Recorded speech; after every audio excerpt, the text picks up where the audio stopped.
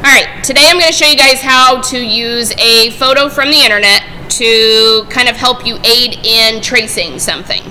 The first thing you'll want to do is you'll want to have your object open up in Autodesk. I just used a basic block so that we have something we can sketch on. And I already Googled cartoon eyes. Now, I know this is a really basic item and it is something that you could easily do with like your ellipse or your circle shapes, but I'm going to use this to show you how we're able to use an object like this to help you.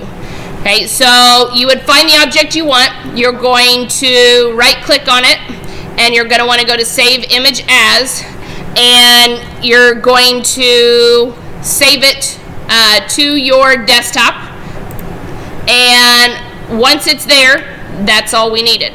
Then you'll go back over into Autodesk and you're going to hit Start a New Sketch.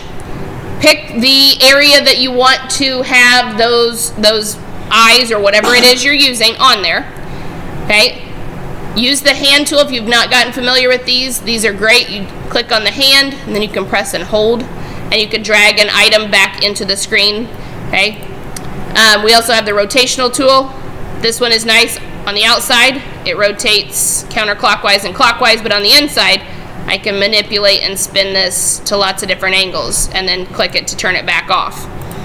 Okay, but now to put those eyes in there, that's something I want to trace. So if you go over to the side where it has Insert, there's a little image, and it's a similar image that you've seen in like a Microsoft program. Okay, then I go back in, I find my image that I saved. I place it, and it's just going to be a blank box. I place that onto the screen. Okay, when I'm done with that now, it'll let me place as many copies of it as I want, but I only want to do one at a time. And then I'm going to right click and say OK. Now the next thing I need to do is I need to click on my object and then utilize the little block in the corner to rotate it if I want to, or to size it to be what I want. Then move the shape to where it is I want on my screen. Now this does not mean it's something that counts in your sketch. You can't just insert the image and have that be your eyes for your character. Okay, we're using this again as a tracing tool. Okay, so once I have the object placed where I want, I'm going to kind of zoom in so I've got it as full screen as possible. And then I like the interpolation spline. With this, the more times you click, the easier it is to use. So that means every time I click, that is a movable place for me. Okay, then I'm going to, on this shape, I'm going to start to go around, and I'm going to just continually click as I'm moving. Sometimes this tool can get in the way. I can just click on this little rectangle, move it over. Now my shape follows, but I haven't clicked, so it doesn't hurt anything on my sketch yet.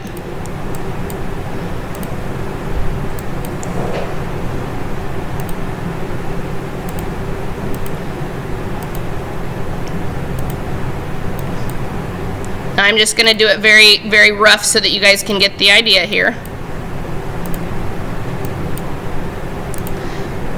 But the nice part about the more frequent that I have of the clicking, the easier it's going to be for me to smooth out any imperfections later.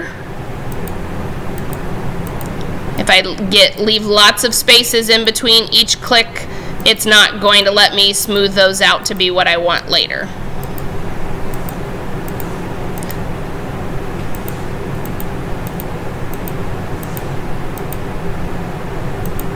Now, when I've completed the sketch, it's gonna come back in and it'll close it as a green shape. Right click, I can turn that off. Now, anywhere that I have one of those little squares, I can take that and I can move that and manipulate the tool and smooth it back out. So if it's not exactly what I want, okay?